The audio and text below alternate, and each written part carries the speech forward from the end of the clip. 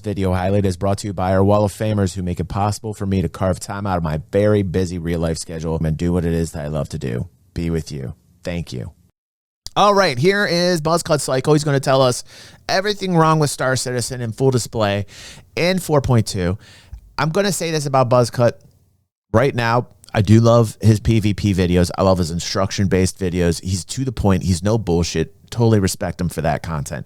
In terms of the game development and his timing, I think it's a little off for me. And by that, what I'm saying is that when he's critiquing things in terms of game development, I think that he comes from the viewpoint that he's basically wanting the game to be farther along than it frankly is. And he's talking in the time frame of if the game were much farther along than it is. And I know it sounds crazy because we're 12 years in and we're still saying this is an alpha, and it makes me sick to my stomach to say that myself. But there's a lot of things in terms of scope, in terms of scale that this game's trying to do that is completely different. And I think in terms of the tech and what they're trying to do with server-based tech, where they've got the hurdles, they got the roadblocks, but frankly, what they're trying to do is revolutionary compared to what anybody else is trying to do. And I don't frankly find any comparison out there. So when Buzzcut comes at it from an angle of game development, like here, he's probably going to talk about the fact that perhaps there's no, I don't know. Let's see what he's going to say here. Let's see what he's going to say here, and maybe I can give you an example of what I'm talking about. The Valakar event has caused quite an uproar in the community. No matter where you go on Spectrum or Reddit, all you see are endless posts with players complaining about the event.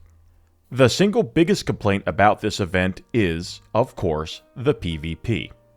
Yeah, and people got to calm down about this. And I'm in Buzzcut's corner with this because I am PvP biased. I get it. And trust me, you know, I get the plight of the PvEer. However, again, this falls under the category of the game not having the security that you need in order to have like safe spaces. Now, Pyro is supposed to be lawless. If people took the time out to actually understand the lore, they would understand that Pyro is supposed to be lawless. So you're going to have PvP there. And people that are bitching about that, well, frankly, I don't want the game to be like a safe game where there's just PvE servers for PvE people. If they want that game, I believe it's Elite Dangerous, and it already exists. This was never supposed to be safe.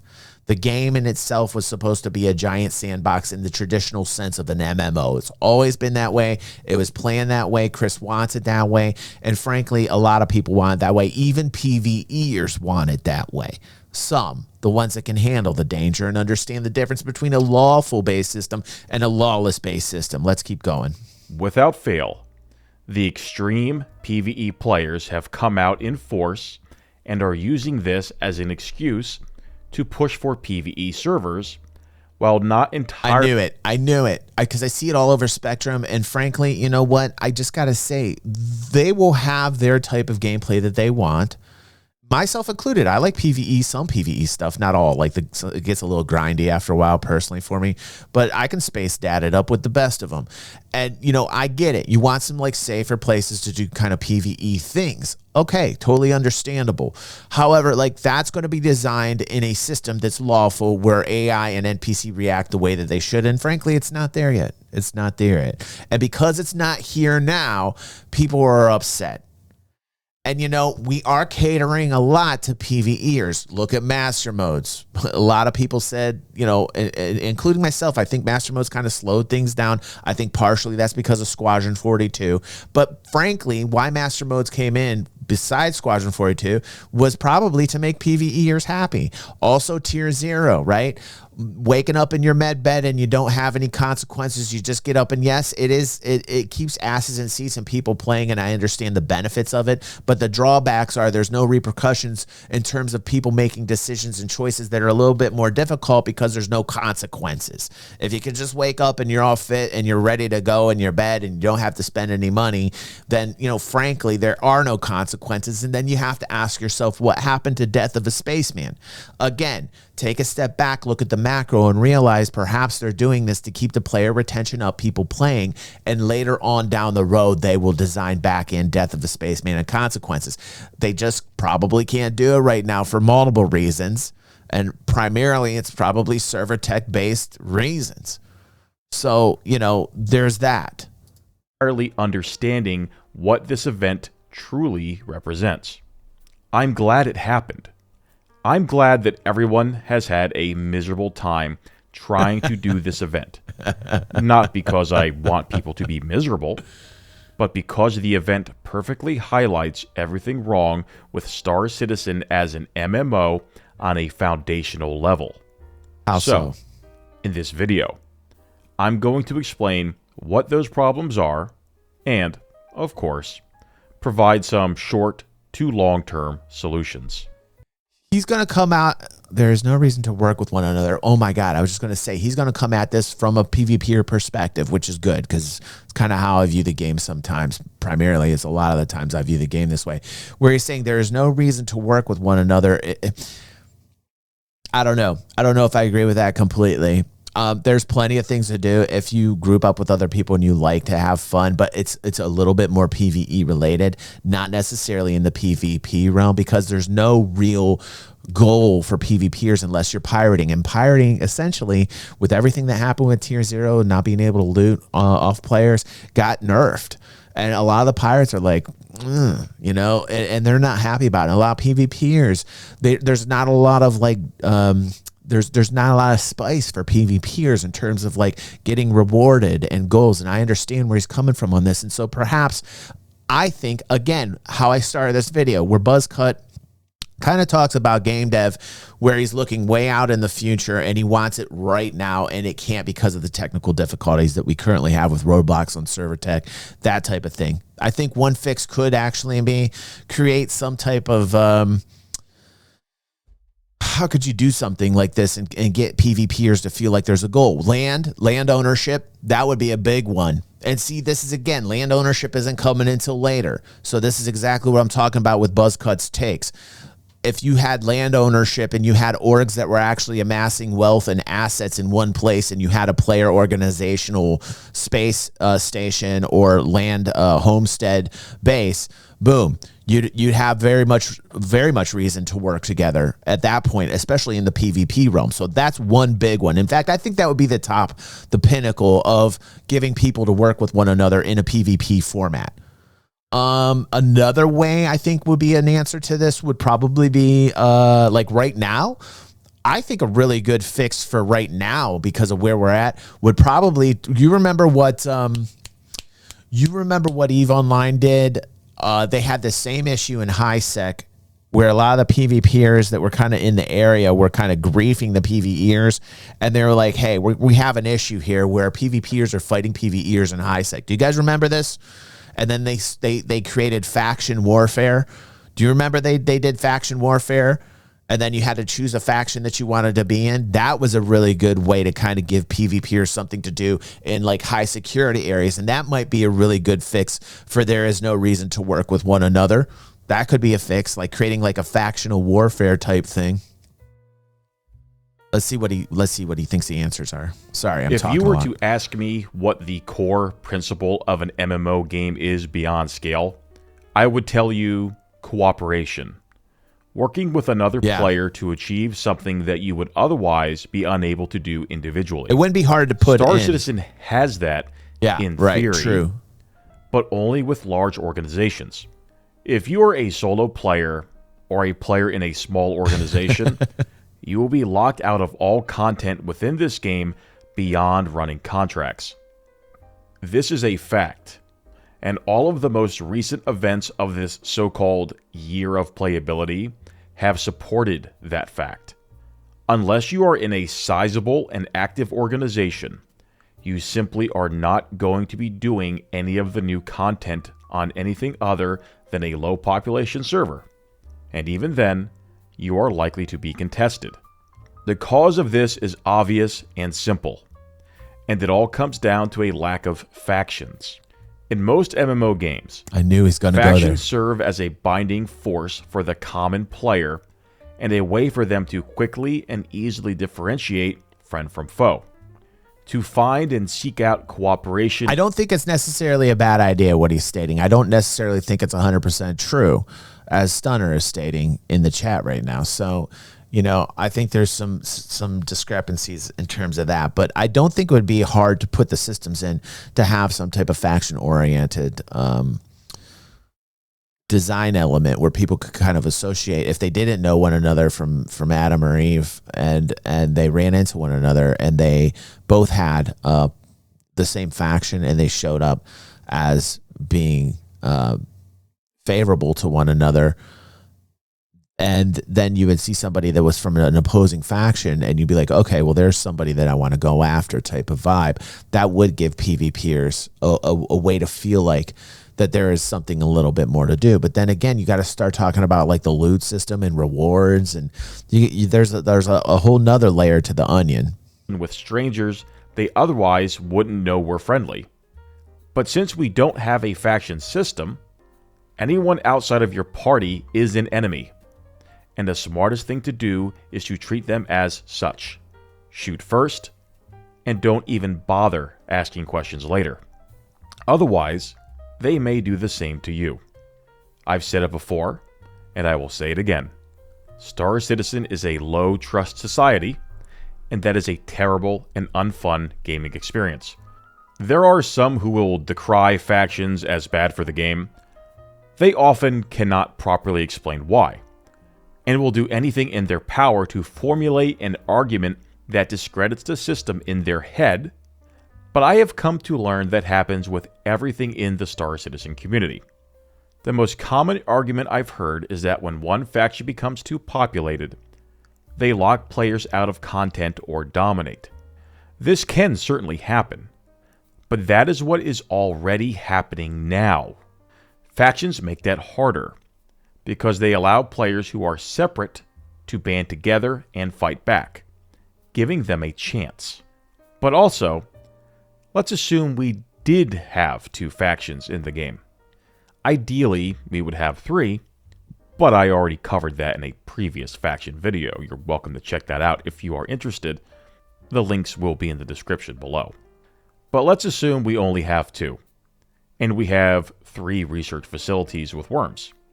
It's very likely that each faction would make one their main facility and avoid PvP, and those who want PvP would likely go to a more contested one and fight for control of it.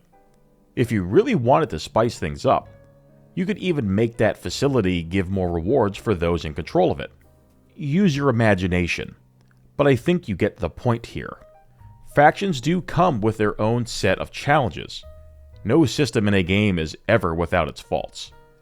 But the strengths of a faction system vastly outweigh the weaknesses of a factionless system.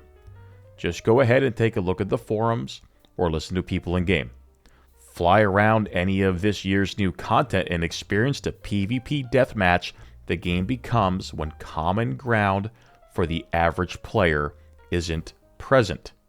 It is my strongest and most sincere belief that without a proper faction system, Star Citizen will forever remain a structureless PvP deathmatch free-for-all. I don't agree with that.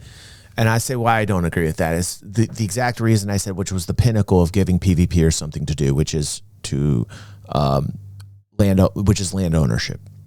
Land ownership will solve all that. It will give all PvPers something to do. Go out and basically accrue assets, have a central location as an organization to put your goods at, an industrial base.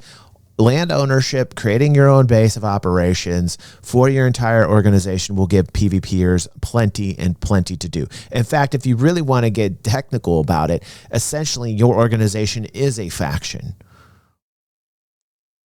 At this particular junction right now, he's frustrated because PvPers are feeling like they're getting the second best, because a lot of this content is designed in a format that is for PvEers. However, you do have to realize that what Cloud Imperium is doing is they are trying to create these events focused for both PvPers and PvEers. And it can be confusing coming into an event like that. And I do agree with Buzz, though, when you're just traveling around, whether you're on your own or with other people, primarily you're hostile to anybody that you don't know. And that's most MMOs. And it can lead to feeling like, what is the point, or what is going on if I'm just shooting everybody and there's no real kind of like team camaraderie going around? And I think that just has to be sorted out as we go. Again, how can they fix it right now? Sure, they can create like a faction-based system. Everybody kind of knows what faction that they're in, and maybe you're color coded, or maybe there's some way to earmark how you're on the same faction and somebody's on a different faction. Okay, great, that could help. How much time is that going to add versus on something that may not be a permanent game mechanic? Is it worth putting in right now? I don't know. I would say the PvPers lately have been feeling like they are on the back burner. So I do get where BuzzCut is coming from in that, especially pirates. And that is the antithesis of an MMO. Yeah. I am the leader of a large and successful organization. I do not want organizations to be the only way players can experience meaningful content within Star Citizen. I don't know. I disagree with that. I mean, like, organizations essentially is a form of faction warfare. I don't know if I actually agree with him on this. Let's keep going. Let's see. Fortunately, that is the case right now. If you're solo, you're nothing more than a target for organizations. And they do need a better system in which you're around other citizens and kind of you get the lay of the land, and there's not a real way to determine whether somebody's going to be a threat or not. So pretty much in terms of the way he's going about this, most people are deemed threats. When you're in a situation, it's like either this dude's going to kill me or I'm going to kill this dude, and you don't know if he's going to pull the gun on you at any point in time. So you're just like, fuck it, I don't want to deal with it, and you waste the guy. Very often will kill you on sight if you are doing anything. It's a dark forest for sure, fingers. Again, look at the history of this game and its events to understand and realize that. In the absence of factions, organizations fill the void. But they fill that void very poorly. Now you have organizations dictating what other players can or cannot do. It becomes very hostile very quickly. And this has been the norm for Star Citizen since the PU came out. It would be very easy for me to sit here and say, this is an MMO. Players should be joining organizations. And that is correct. But for a game to succeed, it must be both accessible and enjoyable for a solo player, so that they can, if they choose, seek out and join an organization to enhance the experience, as opposed to joining an organization being mandatory to even have an experience in the first place, which is how this game currently is. Star Citizen organizations are a very unique breed of stupid in the MMO gaming sphere. A lot of them come with unrealistic demands and expectations for this very poorly developed game. And because of those demands, they tend to drive players away from the idea of joining an organization at all. Since those now solo players no longer want to experience the insanity of Star Citizen organizations, they are effectively locked out of any and all meaningful content in the game. The only I don't know. He's constructing this maybe as a bigger issue than it currently is. I don't think there's a lot of solo players that really feel this way, or that have even gotten involved in some of these events. He might be making a bigger issue out of this than it actually is, for the purpose of, entertaining others or having content for his video. I don't know how big this issue is right now. I don't know if he's blowing it out of proportion. There could be people that are perfectly happy with a mining loop. There could be people who are perfectly happy with a salvaging loop. There could be people who are perfectly happy with trading boxes all day long, right? So, I mean, like, How big this issue is, I can't extrapolate that. I don't have the means in which to measure that. Perhaps you guys can comment if you are having experiences in which BuzzCut is explaining right now and feel this way. I do know that PvPers feel like they've been on the back burner lately. I do agree that there does need to be something that needs to happen to give people a sense of a bigger sense of purpose and goal-oriented content for PvPers. So I'm in his court with that. And I don't know. I think a lot of this will be resolved when we have land ownership. I think really the true cornerstone behind an MMO in terms of a successful MMO and a sandbox that's lively is, first off, having areas that are safe for people that have PvE dreams of grandeur, places that are completely dangerous and lawless for people that have PvP dreams of grandeur, areas that are designed to handle both PvE, VP areas. And you're always going to have some people on the PvE side or the PvP side that are angry. And that's exactly what those areas do. And you can't get around it no matter how well you balance it, because there's always going to be somebody mad in the gray areas. And then fourth and most importantly, you need the ability to have the persistence and the ability to build your own base of operations with your organization.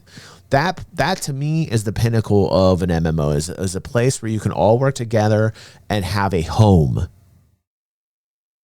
Having a home where everybody can congregate and bring in their experience personally, their skills and assets, and have a plan together as an organization is the ultimate in an MMO.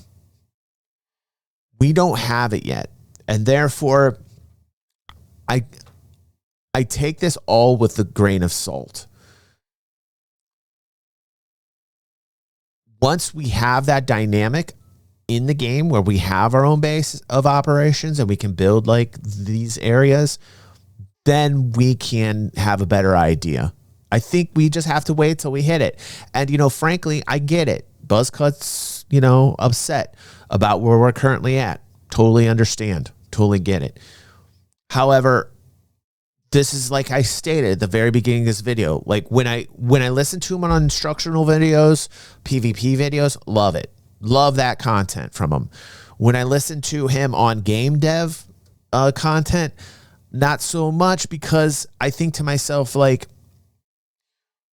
as frustrated as we may be because these are like way out there and we feel like maybe they shouldn't be way out there goals, they're still way out there, and he's coming at it from a premature kind of area. Is there something we could do right now to make the gameplay better? Okay, yeah, maybe we do layer in like a faction-based thing to mechanics to bring about more awareness for the average citizen that just enters the game and doesn't want to just shoot people to shoot people.